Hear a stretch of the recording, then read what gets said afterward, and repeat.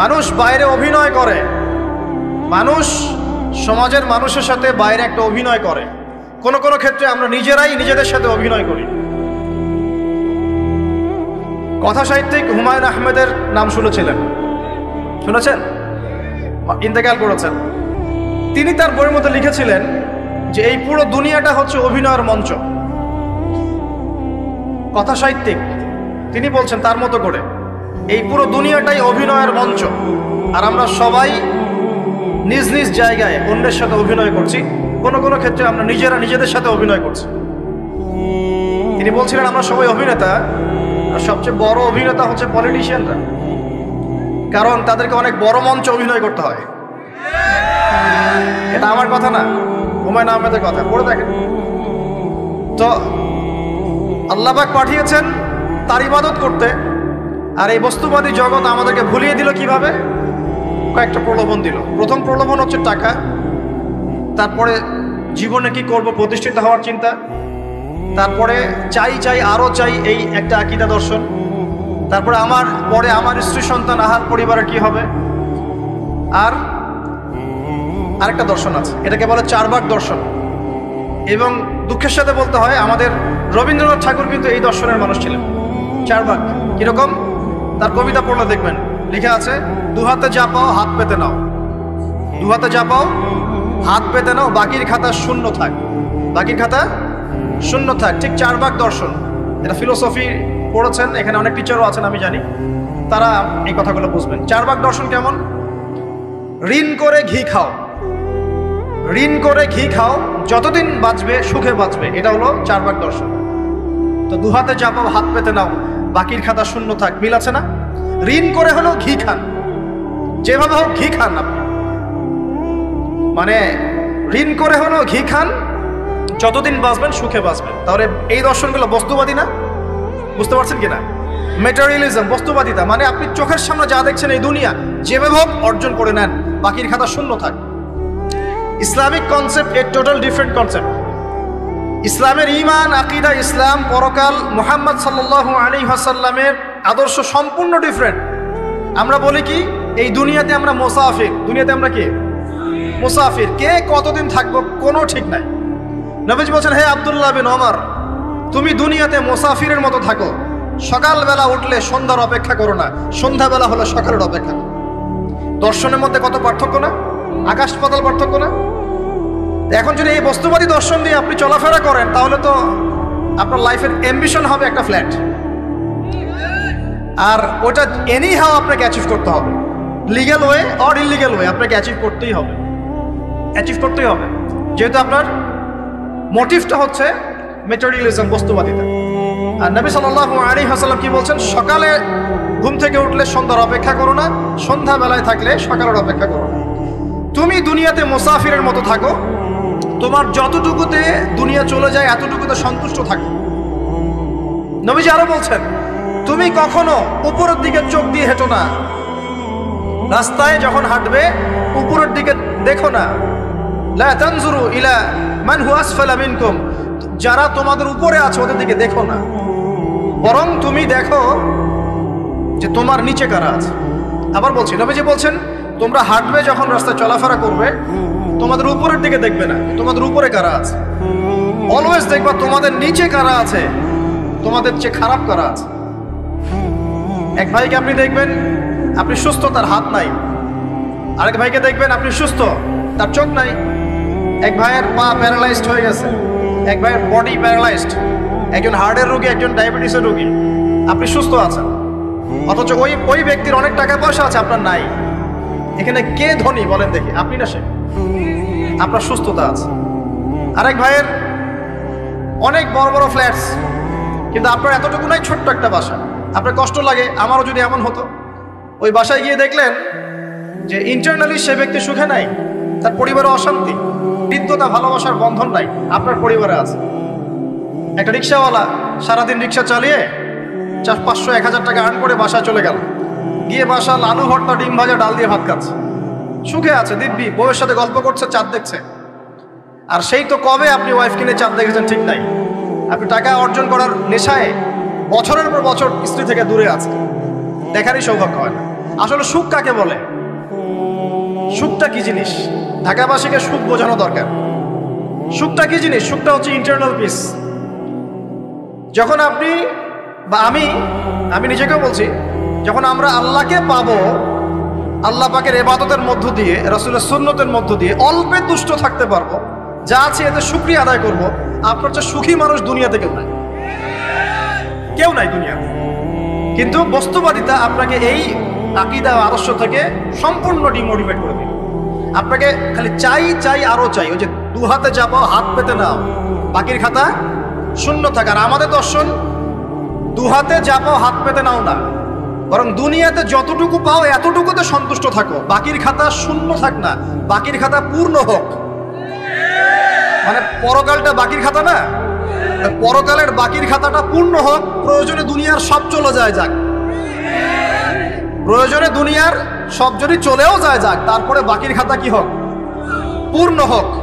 এটাই আল্লাহ রাব্বুল আলামিন সূরা আ'লার মধ্যে বলছেন, বাল তুসিরুনাল হায়াতাদ দুনিয়া, তোমরা এই দুনিয়ার জীবনটাকেই প্রাধান্য দিয়ে থাকো। ওয়াল আখিরাতু খায়রুন ওয়া আবকা, কিন্তু আখিরাত হচ্ছে সবচেয়ে উত্তম এবং চিরস্থায়ী। তো প্রিয় ভাই এবং বোনেরা যারা আলোচনা শুনছেন, আজকে আমাদের প্রথম সবক হওয়া উচিত দুনিয়ার নেশায় আমরা না পড়ি। আল্লাহ পাক আমাদেরকে তৌফিক দান। এর মানে এই না আমরা দুনিয়ার প্রোগ্রেসে যাব না, অবশ্যই যাব, আমরা অবশ্যই যাব। পুরো নেশন জাতিগতভাবেই আমাদেরকে এই ওয়ার্ল্ডের সমকক্ষ তো হতে হবে, হবে কি না? আমরা কি ওয়ার্ল্ডের সমকক্ষ হতে পেরেছি? আপনাদের কি মনে হয় যে মিলস, ইন্ডাস্ট্রিজ, ফ্যাক্টরিজ, সেতু, ফ্লাইওভার এইগুলো করলেই মনে হয় যে ওয়ার্ল্ডের সমকক্ষ হওয়া যায়? প্রত্যেক জনগণ ভিতর থেকে সুখী কিনা, তাদের অন্ন, বস্ত্র, চিকিৎসা, শিক্ষা, বাসস্থান, এই যে মৌলিক চাহিদা, বেকারত্ব ঘোচানো, তিন বেলা খেয়ে পরে বাঁচা, জীবনের অধিকার, সিকিউরিটি, এই জিনিসগুলো আমাদের নিশ্চিত হচ্ছে কিনা, এটা হচ্ছে আপনার উন্নতির মানদণ্ড। উন্নতির মানদণ্ড কি? আমরা এখন যেখানে আছি না, 1776 সালে অ্যাডাম স্মিথ তার চেয়ে আগের জায়গায় ছিল। 1776 সালে অ্যাডাম স্মিথ একটা বই লিখেছেন, তার নাম হচ্ছে যে দি ওয়েলথ অফ নেশন, এই কিভাবে একটা রাষ্ট্রের ওয়েলথ ফাংশন করে। ওই 1776 সালে তিনি যে চিন্তাগুলো করেছেন, এখন পর্যন্ত আমরা সেই চিন্তা বাস্তবায়ন করতে পারি নাই। 1776 সালের চিন্তা, কিন্তু ওই চিন্তা বাস্তবায়ন করেছে পশ্চিমারা। পশ্চিমা সভ্যতা যেটা আপনি দেখছেন দাঁড়িয়ে আছে, এই একটা বইয়ের উপর দাঁড়িয়ে আছে। যেমন একটা এক্সাম্পল দিই, আলোচনাটা কঠিন হয়ে যাবে, অন্যদিকে যাব। আমরা মনে করি যে অর্থনীতি আমরা নিয়ন্ত্রণ করব, ঠিক আছে, অর্থনীতির পুরো বিষয়গুলো আমরা নিয়ন্ত্রণ করে আমরা সমৃদ্ধি নিয়ে আসবো। আসলে বিষয়টা কি জানেন? অর্থনীতির নিজের একটা ফ্লো আছে, ও নিজেই নিজেকে নিয়ন্ত্রণ করে, এবং তার উপর একটা ইনভিজিবল হ্যান্ড থাকে, অদৃশ্য হাত, যেটা আমরা বলি আল্লাহ রাব্বুল আলামিন। আল্লাহ রাব্বুল আলামিন এই পুরো অর্থনীতিকে নিয়ন্ত্রণ করে। আমরা যখন সেটাকে ইন্টারফেয়ার করতে যাব, তখন ইকোনমি কলাপস করে যাবে। এই যে করছে কলাপস। আরো ব্যাপার আছে, শুধু ব্যবসা, অর্থনীতি, এক্সপোর্ট ইম্পোর্ট, এগুলোকে তিনি জাতির মানদণ্ড বলতেন না। তিনি বলতেন যতক্ষণ পর্যন্ত জাতির প্রত্যেক ব্যক্তির মধ্যে এথিক্স না আসবে, নীতি যতক্ষণ পর্যন্ত না আসবে, আপনি করাপশন থামাতে পারবেন। তাই হয়েছে না? শুধু ব্যবসা না, আদর্শ কতটুকু আছে? এই যে আপনি দেখছেন বিভিন্ন জায়গায় ভেজাল খাবার খাওয়াচ্ছে, ওদের কি টাকার অভাব আছে? ওদের টাকার কিন্তু অভাব নাই। নেম ফ্রেমের কোনো ঘাটতি আছে? এস্টাবলিশড বিজনেস, তাহলে কেন আপনাকে ভেজাল খাওয়াবে? কারণ তার মধ্যে এথিক্স নাই, নীতি নাই। এই জন্য জাতির প্রত্যেক সদস্যকে, মানে প্রত্যেক জনগণের প্রত্যেককেই আগে নীতিগত শিক্ষা দেওয়া উচিত। আর এই কাজটাই করে ইসলাম। বলে সুবহানাল্লাহ। এই এথিক্স এবং নীতি শেখায় কে? ইসলাম। ইসলামের চেয়ে সার্বজনীনভাবে এবং যুগোপযোগীভাবে কেউই এথিক্স শেখাতে পারবে না। কাগজে কলমে অনেকে অনেক কথা বলতে পারে, প্র্যাকটিক্যালি শেখাবে কে? ইসলাম। এখন বলতে পারেন তাহলে মুসলিমদের মধ্যে দুর্নীতি কেন, মুসলিমদের মধ্যে কেন এই সমস্যাগুলো হয়? উত্তর একটাই, ওই যে স্যার বলে গেলেন, আমি বিভিন্ন ওয়াজে যে এক এক জায়গায় এক এক কথা বলে। উত্তরটা কি? উত্তরটা হচ্ছে যে কোরআন এবং সুন্নাহর সঠিক যে শিক্ষাটা আছে, এই শিক্ষাটা আমরা অনেকেই বাস্তবায়ন করতে পারছি না। এটা আমাদের ব্যর্থতা। এটা কাদের ব্যর্থতা?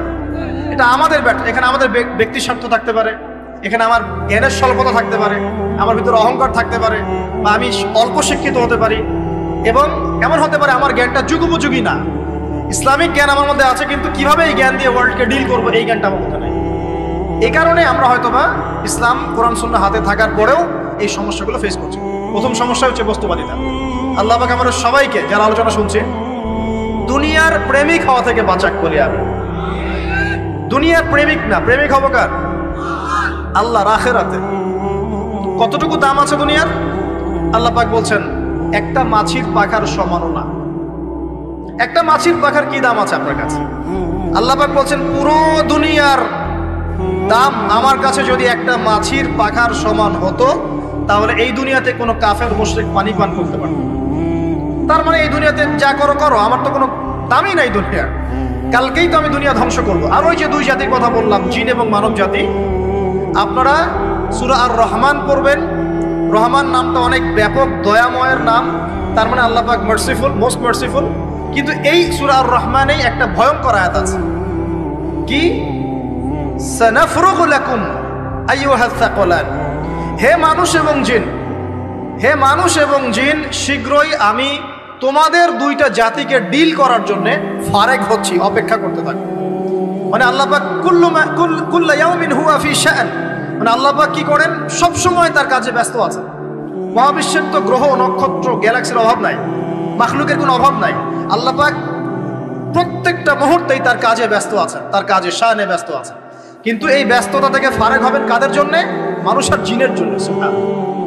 মানুষ আর জিনের জন্য আল্লাহ পাক বলেন সানাফরুগু লাকুম আইয়ুহাস সাকালান। দাঁড়াও, দুনিয়ার মধ্যে এইসব করে বেড়াচ্ছ, তোমাদের দুই জাতির জন্য আমি অচিরে ফারেক হব ইনশাআল্লাহ। ওইটাই হলো কিয়ামতের দিন। যদি ওই দিনটা আমরা মাথায় রেখে চলি, ইনশাআল্লাহ আমরা কেউ বস্তুবাদী হব না ইনশাআল্লাহ। আল্লাহ পাক আমাদের সবাইকে দুনিয়া মুসাফিরের মতো থাকার তৌফিক দান করুন। আমরা উন্নতি করব, অবশ্যই অগ্রগতি করব, আমরা সবকিছুই করব, কিন্তু দুনিয়ার পূজায় ডুবে যাব না। এটা একটা বড় চ্যালেঞ্জ। মানে মধ্যমপন্থী থাকতে হবে, না একদম গোলালু মার্কা আর না চরমপন্থী, মাঝামাঝি থাকার চেষ্টা করতে হবে। আল্লাহ তৌফিক দান করবেন। ঢাকাবাসীর জন্য এর চেয়ে বড় কোনো নসিহত হতে পারে না। ঢাকা থেকে, ঢাকার মতো যত মানে সিটিজ, মেগা সিটিজ আছে সারা ওয়ার্ল্ডে, তাদের জন্য এটাই প্রথম নসিহত, বস্তুবাদিতা ত্যাগ করতে হবে। বস্তুবাদিতা। আল্লাহ পাক আমাদের সবাইকে বাকির খাতা পূর্ণ করার তৌফিক দান করুন। এখন একটা লক্ষ্য পেলাম, কি জন্য দুনিয়া এসেছি? আল্লাহর ইবাদত করার জন্য। এখন অনেকে ভুল বুঝে প্রশ্ন করতে পারে, তাদের জ্ঞানের স্বল্পতা। আমি ওদেরকে দোষারোপ করবো না, কারণ আমাদের শিক্ষার সমস্যা আছে। আমরা তো সবার মাঝে ইসলামিক সার্বজনীন শিক্ষা দিতে পারছি না। এই কারণে অনেকে প্রশ্ন করতে পারে, তাহলে কি সারা জীবন আল্লাহ বিল্লাহি করতে হবে? আমি কি সারা জীবন তাসবিহ তাহলিল জিকির আজকার নামাজি পড়ে বেড়াবো? তাহলে এটা হলো তার ভুল বুঝ। এই আয়াত সম্পর্কে ভুল ব্যাখ্যা। সঠিক ব্যাখ্যাটা কি? সঠিক ব্যাখ্যা হচ্ছে সূরা হাশরের 7 নম্বর আয়াত। কত নম্বর? সূরা হাশর 7 নম্বর আয়াত। আল্লাহ পাক বলছেন ওয়ামা আতাকুমুর রাসূলু ফাখুযুহু। রাসূলুল্লাহ সাল্লাল্লাহু আলাইহি ওয়াসাল্লাম তোমাদেরকে যা যা দিয়েছেন সব নিয়ে নাও। ওয়ামা নাহাকুম আনহু ফান্তাহু। রাসূল যা থেকে বিরত থাকতে বলেছেন সমস্ত বিষয় থেকে দূরে থাকো। এখন এই আয়াতটাকে সামনে রেখে কোরআন সুন্নাহকে যদি আমরা ঘাঁটি, আমরা দেখব রাসূলুল্লাহ সাল্লাল্লাহু আলাইহি ওয়াসাল্লাম পেশাব পায়খানা ইস্তেনজা করা থেকে শুরু করে রাষ্ট্র চালানো পর্যন্ত প্রতিটা কাজের হেদায়েত দিয়ে গেছেন। আলহামদুলিল্লাহ। এটা কেউ মানি বা না মানি দিয়ে গেছেন, এটা বিশ্বাস করতে হবে। আমল করতে পারি বা না পারি, নবী দিয়ে গেছেন, বিশ্বাস করতে হবে।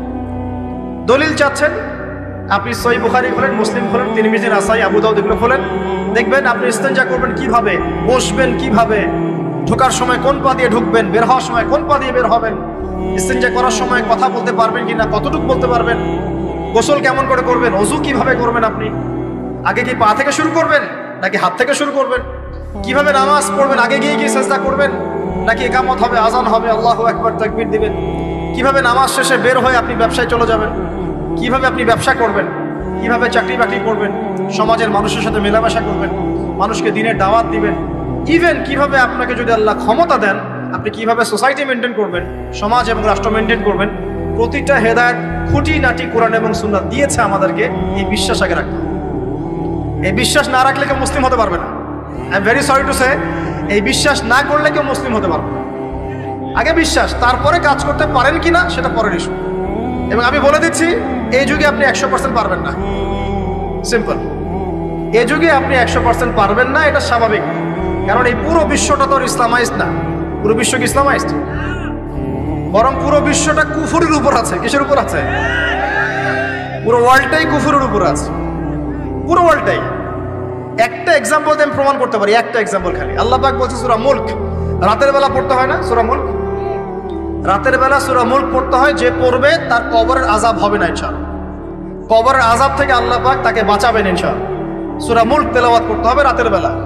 এই সূরার প্রথম আয়াতে আল্লাহ বলেছেন তাবারাকাল্লাযী, বরকতময় সেই আল্লাহ, বিয়াদিহিল মুলক, যার হাতে পুরো মহাবিশ্বের ক্ষমতা। কার ক্ষমতা? তাবারাকাল্লাযী বিয়াদিহিল মুলক, বরকতময় সেই আল্লাহ যার হাতে পুরো মহাবিশ্বের ক্ষমতা, সার্বভৌমত্ব। ক্ষমতার বাংলা কি বলতে পারি আমরা? এটাকে ইংরেজিতে আপনারা কি বলেন? আপনারা বলেন সভরেন্টি। কি বলেন? সভরেন্টি বিলংস টু আল্লাহ। এখানে সভরেন্টি বিলংস টু কি? আল্লাহ। কিন্তু এই পুরো বিশ্বের সার্বভৌমত্বের মালিক কি এখন আল্লাহর বাকি আছে? মানুষ নিজের হাতে নিয়ে নিয়েছে। কথা বুঝতে পারছেন না? পুরো বিশ্বে আল্লাহর সার্বভৌমত্ব চলে এখন, মানুষের সার্বভৌমত্ব চলে এখন। তো পুরো ওয়ার্ল্ডটাই কুফরের উপর আছে না? বিশ্বটাই কুফরের উপর। এখন বাদ দেন, এই ওয়ার্ল্ডে আপনি 100% ইসলাম ডিল করতে পারবেন না, সিম্পল। কিন্তু আগে বিশ্বাস করেন যে একদম টয়লেট থেকে শুরু করে আসমান পর্যন্ত সবকিছুই হেদায়েত কোথায় আছে, কোরআন শুনে আছে কি নাই? এখন মানতে পারি না, সেটা আলাদা ইস্যু। কেউ বিশ্বাস করেছে, মানতে পারে না, আল্লাহ তাকে মাফ করে দিবে ইনশাআল্লাহ।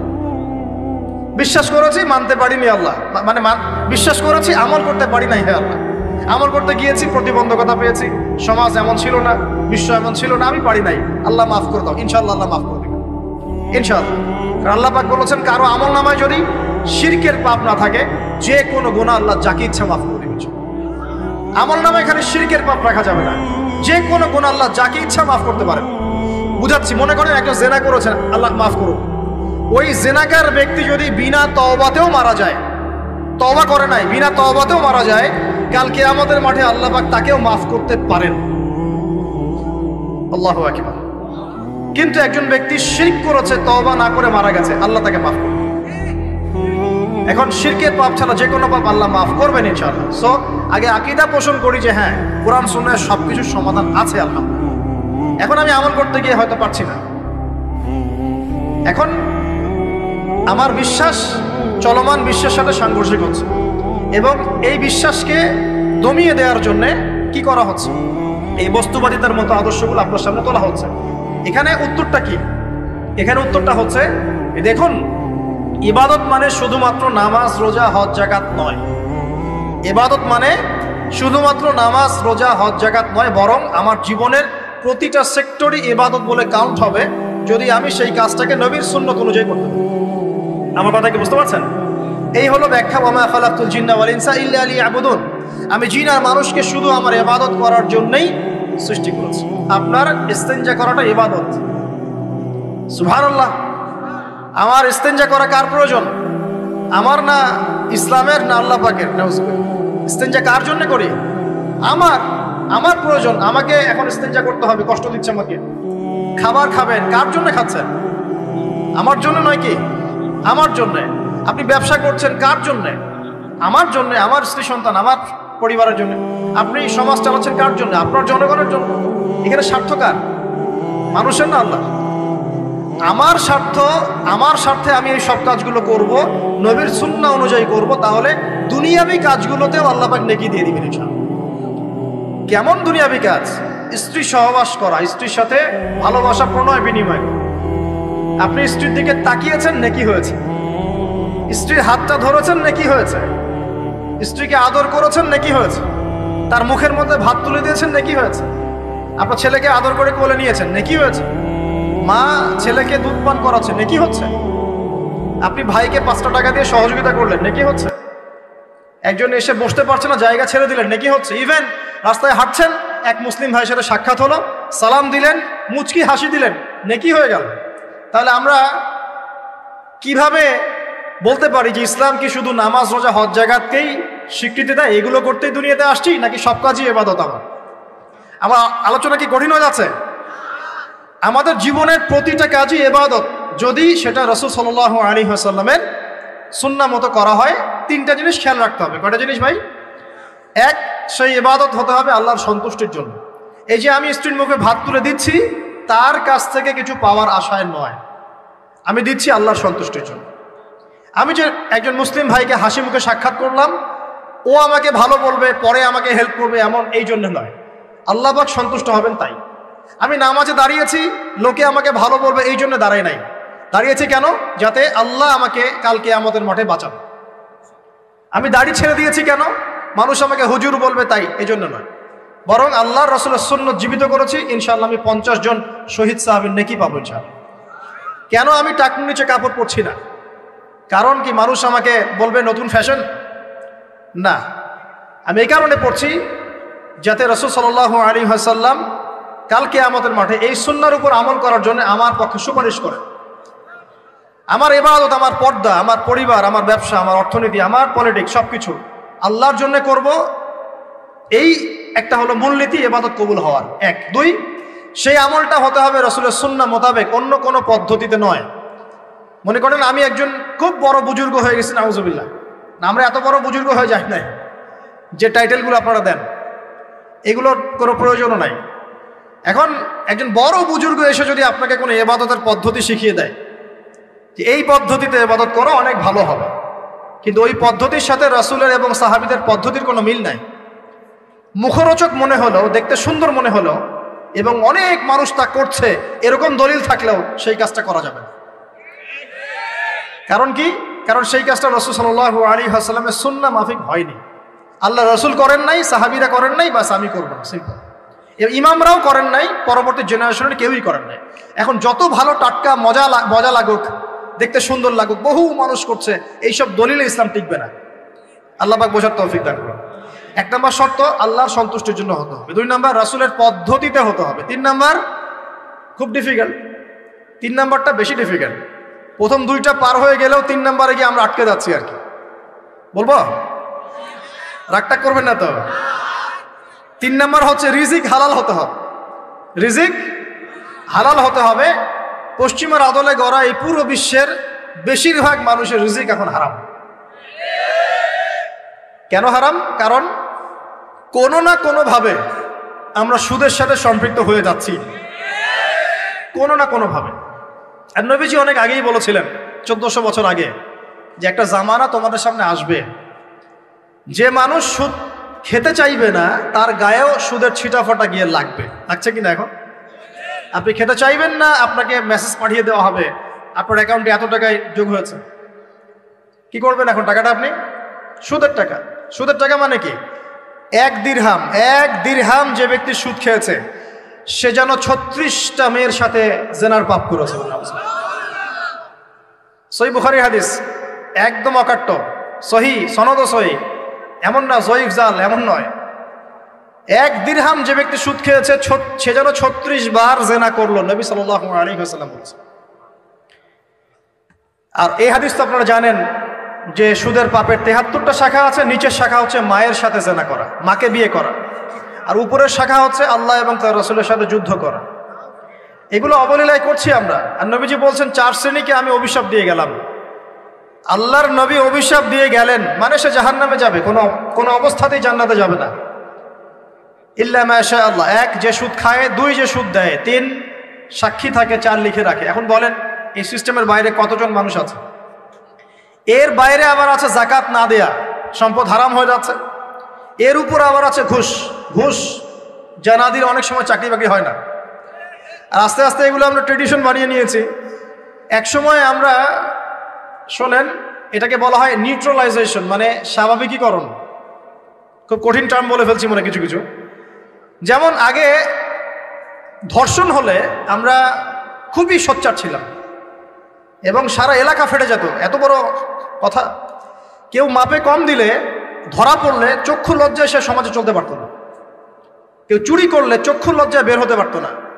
আস্তে আস্তে আস্তে আস্তে আস্তে আস্তে এই যে মাপে কম দেয়া বলেন, সুদ বলেন, জেনা বলেন, আস্তে আস্তে পাপগুলোকে আমরা নিউট্রালাইজেশন করে ফেলেছি, নিউট্রালাইজ হয়ে গেছে। হ্যাঁ, ধর্ষণ ডেইলি 4-5টা হয়, সুদ সবাই খায়, আমিও খাই, জেনা তো সবাই করে, বয়ফ্রেন্ড গার্লফ্রেন্ড ফ্রি মিক্সিং আছে, আমি করলে সমস্যা কি? ওর তো 4টা, আমার তো মাত্র 1টা। ওর চেয়ে আমি ভালো। ওর 5টা বয়ফ্রেন্ড, আমার তো 1টা। ওর 4টা গার্লফ্রেন্ড, আমার তো 1টা, আমি তো ভালো।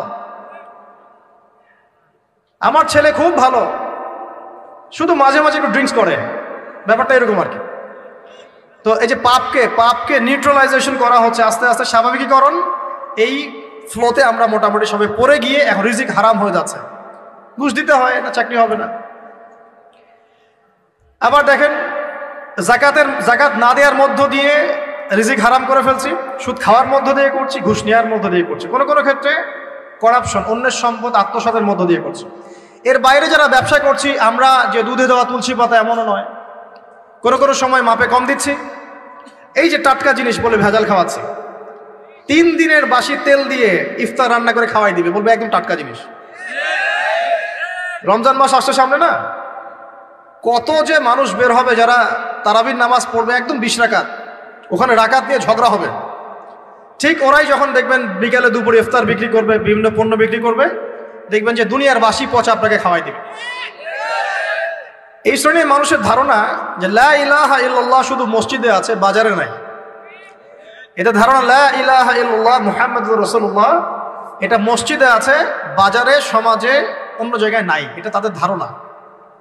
তাদের এই ধারণা অচিরেই ভাঙবে যখন মৃত্যুর দূত চলে আসবে। তখন বুঝবে লা ইলাহা ইল্লাল্লাহ একটা সার্বজনীন কালিমা, যেটা জীবনের সব ক্ষেত্রেই চলতে হবে। আল্লাহ পাক আমাদেরকে বোঝার তৌফিক দান। তো ব্যবসা করছি আলহামদুলিল্লাহ, অ্যাটলিস্ট সুদ খাচ্ছি না। তবে এতটুকু মনে রাখবেন, ব্যবসায়ীদের অসততার কারণে, আমানতের খেয়ানতের কারণে একটা আযাব আসে। হাদিসের মধ্যে আসছে একটা আযাব আসে। নবীজি বলেছেন, যখন একটা জাতির ব্যবসায়ীরা মাপে কম দেওয়া শুরু করে, মিথ্যা কসম করে পণ্য বিক্রি করা শুরু করে এবং আমানতের খেয়ানত করে, তখন ওই জাতির উপর দুর্ভিক্ষ চাপিয়ে দেওয়া হয়।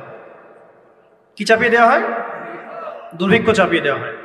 মনে করছেন যে হয়তো দুর্ভিক্ষ নাই, পুরো ওয়ার্ল্ড ওয়াইড একটা নীরব দুর্ভিক্ষ চলছে এখন আস্তে আস্তে।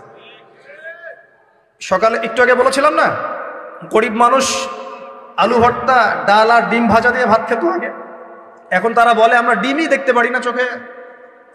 ডিমও খাওয়ার এখন সামর্থ্য হচ্ছে না অনেকেরই। আপনি শোনেন, আমি একটা জব করতাম, মনে করেন স্যালারি পেতাম 5,000 টাকা, এখন পাচ্ছি 10,000 টাকা। কিন্তু 10,000 টাকা স্যালারি পাওয়ার পরেও আগে 5,000 টাকা দিয়ে আমি সংসার চালাতে পারতাম, এখন 10,000 টাকা দিয়ে পারছি না। কারণ কি? কারণ হচ্ছে মুদ্রাস্ফীতি, দ্রব্যমূল্যের ঊর্ধ্বগতি, এর পাশাপাশি আছে আমানতের খেয়ানত করা, করাপশন এবং কিছু অসৎ ব্যবসায়ীর এই দুরভিসন্ধি। এসবের কারণে সাফার করছি কারা? আপনি তো সাফার করবেন না, কারণ আপনার তো ফ্ল্যাট আছে বড়। আপনি তো সাফার করবেন না, বিকজ আপনার আমার তো 3 বেলা খাওয়ার টাকা পয়সা আছে। এই যে আমি এসেছি, আমাকে ভালো অঙ্কের হাদিয়ে দিচ্ছি, আমি তো সাফার করবো না। সাফার কে করবে?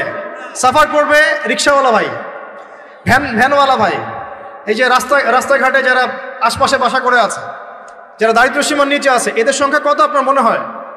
মিনিমাম 3 থেকে 4 কোটি মানুষ আমাদের দেশের মধ্যে।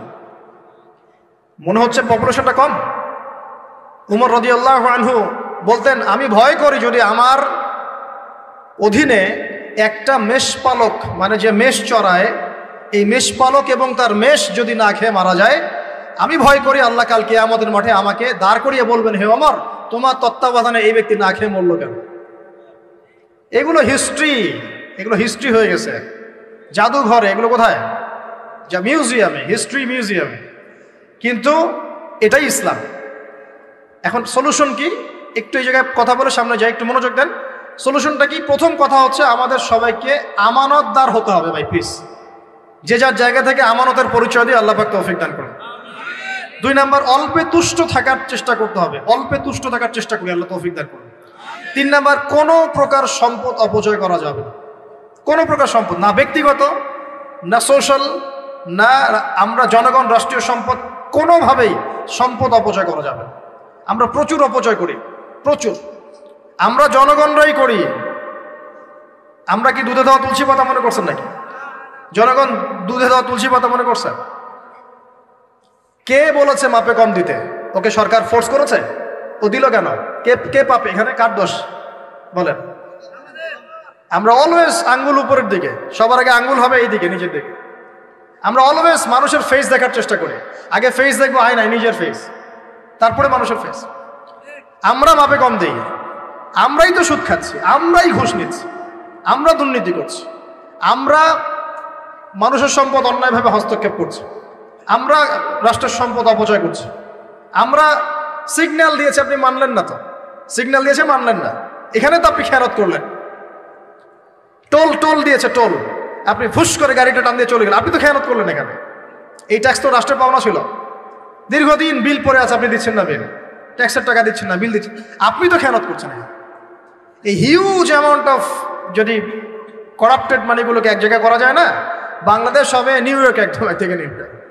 বস্তুবাদিতার কথা বলছি, বস্তুবাদিতার দিক থেকে, কনস্ট্রাকশন এইসবের দিক থেকে আর কি, life first lane of life, এই দিক থেকে যে জিডিপি এরকম থাকবে যদি সব করাপশনের টাকাগুলোকে আপনি জড়ো করতে পারতেন। কিভাবে সম্ভব? কে নিবে এই উদ্যোগ? আল্লাহ পাক এমন ব্যক্তিত্ব উপর থেকে নিয়ে আসুন বলি আমি। দোয়া করতে কোনো দোষ আছে? XYZ হুএভার হি ইজ, এটা বড় কথা না, বড় কথা হচ্ছে কার হাতে ইনসাফ প্রতিষ্ঠা হয়। আল্লাহ পাক তৌফিক দান, আল্লাহ পাক আমাদের সবাইকে তৌফিক দান, সবাইকে সবার জায়গা থেকে সৎ হওয়ার তৌফিক দান করুন।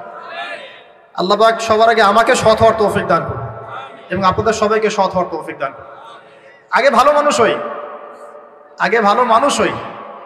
আমি আমাদের মাদ্রাসার স্কুলের টিচারদেরকে আগে বুঝাই, এটা ছাত্রদেরকে এই পুঁথিগত বিদ্যা পরে শেখান, আগে শিখান তারা কিভাবে ভালো মানুষ হবে, ওদেরকে মোরালিটি শিখান, এথিক্স শিখান। বই পুস্তকে ডিগ্রি সার্টিফিকেট অর্জন করে আমি কি করব যদি আমি ভিতর থেকে মানুষ হতে না পারি? অনেক ডিগ্রি আছে আমার, কিন্তু আমি তো হিংসা করি মানুষকে, আমি আত্মঅহংকারে ভোগী, আমি অন্যের উন্নতি দেখতে পারি না, আমি মিথ্যা বলছি, প্রতারণা করছি, তাহলে আমি তো ভিতর থেকে পুঁথিগত বিদ্যায় দক্ষ হয়ে আল্লাহর কাছে পার পাবো না। পাবো? আল্লাহ পাক আমাদের সবাইকে ভিতর থেকে ভালো হওয়ার তৌফিক দান করুন বলি আমি। এটা করতে হলে প্রথম ট্র্যাক যেটা বললাম ভাই, দুনিয়ার নেশায় ডুবে যাওয়া যাবে না। দুনিয়াকে আমরা মনে করব দুনিয়া আমার প্রয়োজন, যতটুকু আমার হয়ে যায় সন্তুষ্ট থাকবে। আমরা অল্পতে তুষ্ট থাকার মানসিকতা লালন করি, আল্লাহ পাক তৌফিক দান করুন। এরপর দুনিয়ায় আসার উদ্দেশ্যটা মাথায় রাখবো, এসেছি কি করতে? আল্লাহর ইবাদত করতে। আর এই প্রশ্নের উত্তর আমরা বের করে নিয়ে আসলাম, ইবাদত মানে শুধু নামাজ রোজা হজ জাকাত নয়, ইবাদত মানে আমার জীবনের প্রতিটা কাজই ইবাদত। 3 শর্ত পূরণ করতে হবে। 1, আল্লাহর জন্য হতে হবে। 2, রাসূলের সুন্নাহ মাফিক হতে হবে। 3, আমাদের উপার্জনটা হালাল হতে হবে। এই হালাল এর কথা বলতে গিয়ে এই জায়গায় এসেছিলাম যে এই বিশ্বে হালাল খাওয়াটা খুব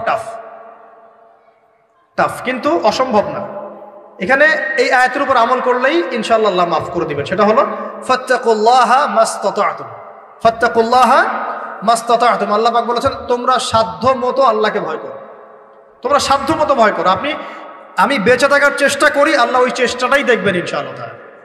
3টা জিনিস আমি আপনাদের মধ্যে ঢুকিয়ে দিতে চাই আজকের লেকচারে, যেটা আমি নিজের মধ্যে নিয়ে চলি যেদিন থেকে ইসলামের বুঝ এসেছে ওই দিন থেকে। 1, স্বপ্ন। 1 কি?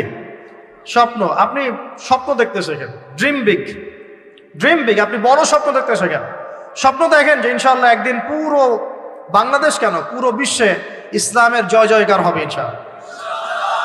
কথিত ইসলাম না, প্রকৃত ইসলাম ইনশাআল্লাহ। কথিত আর প্রকৃত ইসলাম কিন্তু এক না। কথিত ইসলাম মানে ইসলামের নামে ধর্ম ব্যবসাও আছে, ইসলামের নামে মাজার পূজা আছে, ইসলামের নামে অনেক ভণ্ডামি আছে, আচ্ছা না? ইসলামের নামে অনেক কিছু চলে যেগুলো আসলে ইসলামের সাথে সম্পর্কিত না, মানুষ করছে, মানুষ ইসলাম মনে করে। আমরা কথিত ইসলামের কথা বলছি না, প্রকৃত ইসলামের কথা বলছি। কোন ইসলাম? যে ইসলাম রাসূল সাল্লাল্লাহু আলাইহি ওয়াসাল্লামের যুগে ছিল, সেই ইসলাম। যে ইসলাম আবু বকর সিদ্দিকের যুগে ছিল, যে ইসলাম উমর ইবনুল খাত্তাবের যুগে ছিল, যে ইসলাম উসমান আলী রাদিয়াল্লাহু আনহুমা তাদের যুগে ছিল, যে ইসলাম আদম থেকে নিয়ে মুহাম্মদ সাল্লাল্লাহু আলাইহি ওয়াসাল্লাম পর্যন্ত 1,24,000 নবী রাসূল আল্লাহর জমিনে প্রতিষ্ঠা করে গেছেন, ওই ইসলামের কথা বলছি। বড় স্বপ্ন দেখেন ইনশাআল্লাহ। এই স্বপ্নে আমিও একটা ভূমিকা রাখবো ইনশাআল্লাহ। এই স্বপ্নটা নিজের মধ্যে সেট করেন, তাহলে আপনার মধ্য দিয়েও ইসলাম একটা খেদমত পাবে ইনশাআল্লাহ। সবাই লেকচারার হবে না, কেউ হয়তো বই লিখবে, কেউ হয়তো ইসলামের জন্য গাইবে, ইসলামের জন্য কবিতা লিখবে, ইসলামের জন্য ইকোনমিক কোনো প্রজেক্ট লঞ্চ করবে, ইসলামের জন্য পলিটিক্যাল সেকশনে দুর্নীতি কমাই দেবে, ইসলামের জন্য হয়তো কেউ কনস্ট্রাকশনাল রেভলিউশনারি কাজ করবে, ইসলামের জন্য নেশনকে এগিয়ে নিবে। এমনকি ইসলামের জন্য নাম্বার স্বপ্নের সাথে সাথে লক্ষ্য স্থির করতে হবে। লক্ষ্য স্থির করতে হবে। লক্ষ্যটা কি? এই লক্ষ্য নিয়ে কথা বলতেই শুরু করেছে। লক্ষ্যটা হবে পরকাল। লক্ষ্যটা কি? লক্ষ্য একটাই, জান্নাত। লক্ষ্য কি? জান্নাত। এই লক্ষ্যে কাজ করতে গিয়ে যদি আল্লাহর পথে আপনাকে গালি খেতে হয়, সমালোচনা শুনতে হয়, আপনার শারীরিক, মানসিক, অর্থনৈতিক নির্যাতন সহ্য করতে হয়, দেখবেন আপনি মন থেকে সুকুন, শান্তি ফিল করছেন। এই পথে যদি হোঁচট খেয়ে পড়েও যান, শান্তি লাগবে, ভালো লাগবে যে আমি আল্লাহর জন্য করেছি, আল্লাহ আমাকে এটার আজর দিবে। চাও মানুষ আমাকে অনেক ভালো বলছে, এর মানে এই নয় যে আমি জান্নাত পেয়ে গেছি। আবার মানুষ আমাকে ছিছি করছে, এর মানে এই নয় যে আমি জাহান্নামে চলে গেছি। প্রকৃত ভালো আর মন্দের মানদণ্ড আল্লাহ ফিক্স করবেন ইনশাআল্লাহ কাল কিয়ামতের মাঠে। ফামান যুহজিহা আনিন নার ওয়া উদখিলাল জান্নাতা ফাকাদ ফাজ। ওই দিন আল্লাহ পাক যাদেরকে জাহান্নামের আগুন থেকে বাঁচাবেন, জান্নাতে ঢোকাবেন, একমাত্র তারাই সফল, আর কেউ সফল নয়। আমি বলি এই আয়াত হচ্ছে, দিস আয়াত is the definition of success. এই আয়াত হচ্ছে সাফল্যের সংজ্ঞা। এই যে সাফল্য সাফল্য বলি আমরা, বাবা তোমাকে সফল হতে হবে, মা তোমাকে সফল হতে হবে, হ্যাঁ, what is the definition of success? আপনারা কি মনে করেন সাফল্যের সংজ্ঞা কি? দিস আয়াত, এই আয়াত সূরা আলে ইমরান, দ্য ভার্স নাম্বার 185, 185 নম্বর আয়াত সূরা আলে ইমরান। এই আয়াতটা হচ্ছে দ্য ডেফিনেশন অফ সাকসেস, সাফল্যের সংজ্ঞা। ফামান যুহজিহা আনিন নার ওয়া উদখিলাল জান্নাতা ফাকাদ ফাজ। যাকে জাহান্নামের আগুন থেকে কাল কিয়ামতের মাঠে বাঁচানো হবে এবং জান্নাতে ঢুকিয়ে দেওয়া হবে, বাস সে ব্যক্তি সফল, আর কেউ সফল। এই বিশ্বে বহু বড় বড় মানুষ চলে গেছে, ফেরাউন এবং নমরুদ, আবু জেহেল, আবু লাহাব, উতবা, সাইবা, হ্যাঁ, মঙ্গলরা চলে গেছে, আলেকজান্ডার দ্য গ্রেটের আমল ছিল, হ্যাঁ, কত বড় বড় হিস্ট্রি, রোমকরা ছিল, গ্রিকরা ছিল, পার্সিয়ানরা ছিল, ছিল না? সভ্যতা পড়েছেন তো এগুলো, হিস্ট্রিগুলো। চাইনিজদের সভ্যতা ছিল, রাশিয়ান কন্টিনেন্ট ছিল, কত বড় বড় সভ্যতা পৃথিবী থেকে চলে গেছে। এগুলো তো আমরা জানি। আর যেগুলো কোরআন বলেছে, নুহের জাতি, আদ, সামুদ, মাদিয়ান, কওমে লূত, কত জাতি পৃথিবী থেকে চলে গেছে। আমরা তো শেষের দিকে আছি। মানে আমাদের আর কিয়ামতের মাঝখানে ডিস্টেন্স হচ্ছে আসর থেকে মাগরিব পর্যন্ত সময়। এই উম্মত এবং কিয়ামতের মাঝখানের ডিস্টেন্স হচ্ছে আসরের নামাজ থেকে মাগরিব পর্যন্ত সময়।